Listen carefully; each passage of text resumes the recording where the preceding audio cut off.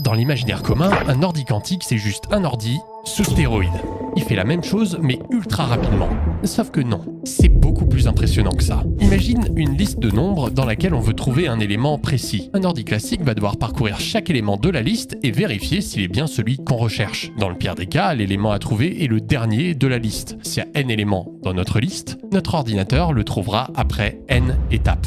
L'ordinateur quantique, lui, dans la même situation, le trouvera après racine de n étapes. Il n'a pas à parcourir tous les éléments de la liste. Il n'y a pas de boucle for. Mais comment c'est possible? Comment tu codes ça? Comment savoir où est un élément sans regarder tous les éléments? C'est magique? Non.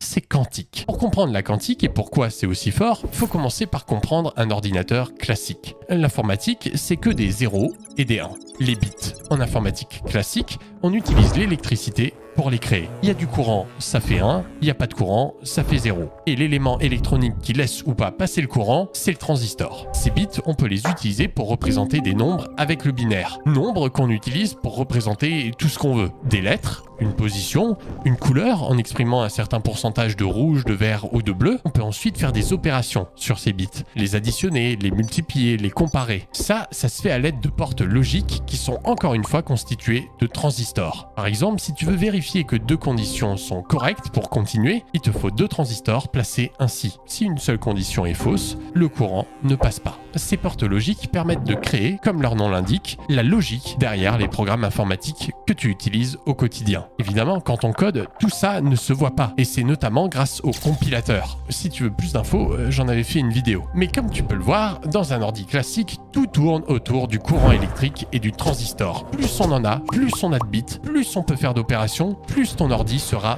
puissant. C'est de là que vient la fameuse loi de Moore, qui est suivie assez fidèlement dans la réalité, et qui indique que la puissance de nos ordis croît linéairement, car on arrive à miniaturiser les transistors de plus en plus, donc on peut en mettre de plus en plus. Sauf qu'on commence à arriver au point où ça devient trop petit. Il y a des transistors de la taille de l'ADN humaine. On arrive à une limite physique. Mais on n'est pas obligé de représenter ces 0 et ces 1 par un courant électrique. On peut utiliser ce qu'on veut. Et dans le cas d'un ordi quantique, il existe plusieurs façons de créer ces bits.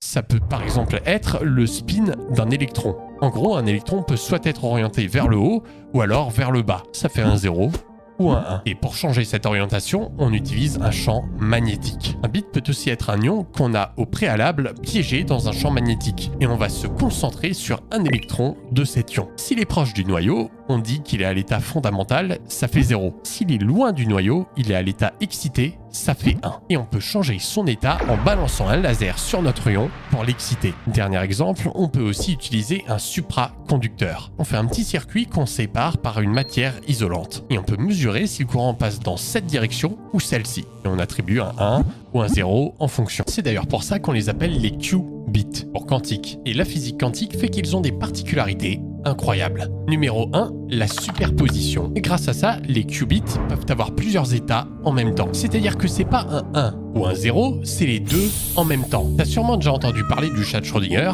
c'est la même chose. Notre qubit aura les deux valeurs en même temps jusqu'au moment où on fait une mesure. Quand tu fais la mesure, il sera soit un 1, soit un 0. Il devra choisir. Mais tant que tu fais pas la mesure, c'est les deux en même temps. Et c'est pas juste le fait qu'on ne sache pas comme on n'a pas regardé. C'est vraiment les deux en même temps. Et ça, c'est très utile. Parce qu'avec des bits classiques, on peut représenter plusieurs états, mais on est obligé de les créer un à un et de les regarder un à un. Avec des qubits, on a tous ces états en même temps. Et on peut les regarder d'un coup. Plus précisément, n qubits peuvent représenter 2 puissance n états simultanément. Propriété quantique numéro 2, l'interférence. Je te disais qu'un qubit c'est à la fois un 1 et un 0 en même temps, jusqu'au moment de faire la mesure. Et il y a une certaine probabilité que ça devienne un 1 ou un 0. Ça peut être 50-50, 20-80, bref, on peut influencer ce pourcentage. Par exemple, dans le cas des ions dont je te parlais plus tôt, en balançant un laser dessus, on peut augmenter une des deux probabilités. Et c'est comme ça qu'on fait des opérations en quantique. On manipule les probabilités. Dernière propriété, l'intrication. C'est le fait qu'un groupe de qubits peuvent être liés. C'est-à-dire que si on fait une action sur un qubit, ça va aussi avoir un effet sur les autres qubits qubits du groupe. En informatique classique, impossible de modifier un bit en touchant à un autre. En quantique, c'est tout à fait possible et ça permet donc de faire des opérations sur plusieurs qubits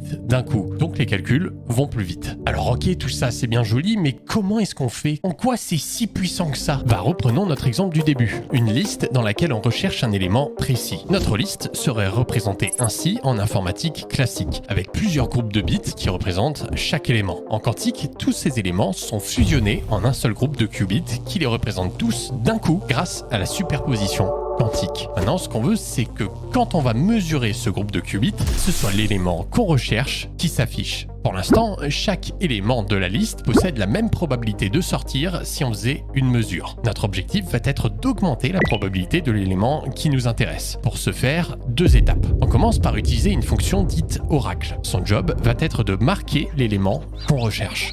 Étant donné qu'on sait ce qu'on veut, on crée une sorte de filtre dans lequel on va envoyer nos qubits en superposition et duquel seul l'élément recherché ressortira et on pourra alors le marquer. Après avoir fait ça, on a toujours les mêmes probabilités de mesure pour chaque élément, mais on sait maintenant quelle probabilité il nous faut augmenter. Donc c'est ce qu'on va faire dans une étape de diffusion. Et après l'avoir fait une fois, tu vois que la probabilité est pas encore assez élevée. Donc il va falloir répéter ce processus racine de n fois pour que notre probabilité soit optimale. Et une fois que c'est fait, on va pouvoir mesurer nos qubits et la plupart du temps, on obtiendra la bonne réponse. Ok, il est temps de lancer cet algorithme dit de Grover sur un vrai ordinateur quantique. Alors un ordi quantique, il n'y a pas d'écran, il n'y a pas d'interface, et c'est pas avec ça que tu vas faire tourner un jeu vidéo.